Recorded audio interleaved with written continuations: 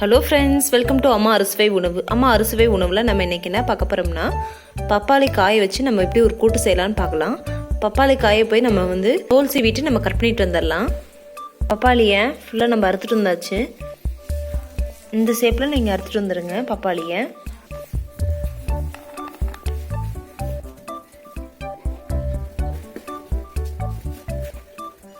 இந்த ஷேப்பில் கட் பண்ணிவிட்டு 2 டைம் வாஷ் பண்ணிட்டு வந்துடுங்க. துவரம் பருப்பு 100 கிராம் எடுத்து வச்சுருக்கோம். அதை குக்கரில் 2 விசில் விட்டு வேக வச்சுட்டு வந்துடுங்க. பெரிய வெங்காயம் 1 நீல வாக்கில் எடுத்துகிட்டு வந்திருக்கேன். தக்காளி 1 அதையும் சின்ன சின்ன பீஸாக கட் பண்ணிட்டு வந்துடுங்க. 2 பச்சை மிளகாயை நீல வாக்கில் கட் பண்ணிட்டு வந்துடுங்க. 1/4 ஸ்பூன் சீரகம், 2 வரமிளகாய், 8 பல்லு பூண்டு, 1/2 மூடி தேங்காவை துருவி வச்சுருக்கோம். இதை வச்சு எப்படி பப்பாளி காய் கூட்டு செய்யலாம் பார்க்கலாம் ஃப்ரெண்ட்ஸ். வாங்க வீடியோக்குள்ளே போகலாம்.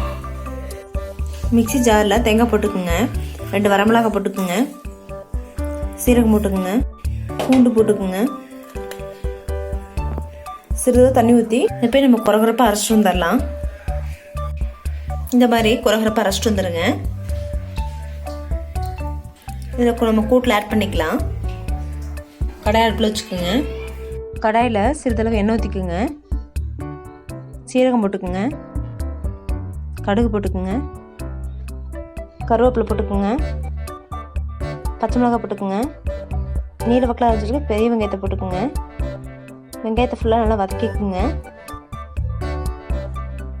வெங்காயம் வதங்கின பின்னாடி சிறிது உப்பு போட்டுக்குங்க. தக்காளி போட்டுக்குங்க. தக்காளி ஃபுல்லாக நல்லா வதக்கிக்குங்க.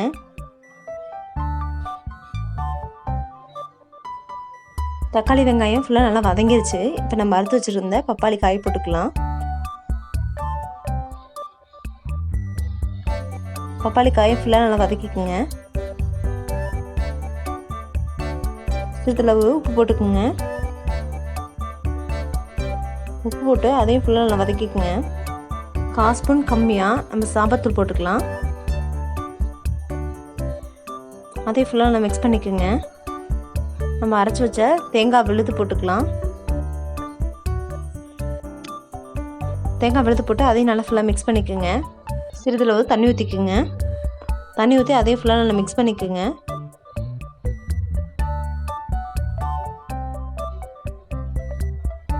இப்போ வேக வச்ச பருப்பு போட்டுக்கலாம். அதையும் ஃபுல்லாக நல்லா மிக்ஸ் பண்ணிக்கோங்க. பப்பாளி காய் நோய் எதிர்ப்பு சக்தி அதிகமாக இருக்குது பப்பாளி காயில். இது வாரத்துக்கு இந்த மாதிரி கூட்டா செஞ்சு சாப்பிடுங்க. ஒரு சில குழந்தைக்கு பப்பாளி பழம் பிடிக்காமல் இருக்கும். இந்த மாதிரி கூட்டா செஞ்சு கொடுக்குறப்ப குழந்தைங்களாம் ஃபுல்லாக விரும்பி சாப்பிடுவாங்க. இப்போ போய் நம்ம குக்கரில் 2 விசில் விட்டு வேக வச்சுட்டு வந்துடலாம். குக்கரில் போட்டாச்சு. 2 விசில் விட்டு வேக வச்சுட்டு வந்துடுங்க. 2 விசில் விட்டு வேக வச்சுட்டு வந்தாச்சு. விசில் அடங்கிடுச்சு. இப்போ குக்கர் ஓப்பன் பண்ணிக்கலாம். சூப்பராக பப்பாளி காய் ஃபுல்லாக வந்துருச்சு. கொத்தமல்லி தழை தூவி விட்டுக்கலாம்.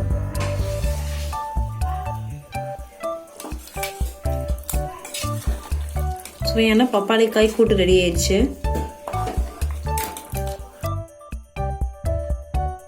இன்னைக்கு நாங்கள் துவரம் பருப்பில் இந்த கூட்டு செஞ்சுருக்கோம். உங்களுக்கு தேவைப்பட்டால் நீங்கள் பாசி பருப்பில் கடலைப்பருப்பில் கூட நீங்கள் செஞ்சுக்கலாம். வீடியோ உங்களுக்கு பிடிச்சிருந்தா ஷேர் பண்ணுங்கள், சப்ஸ்கிரைப் பண்ணுங்கள், மறக்காம பெல் பட்டன் அழுத்திடுங்க. தேங்க்யூ.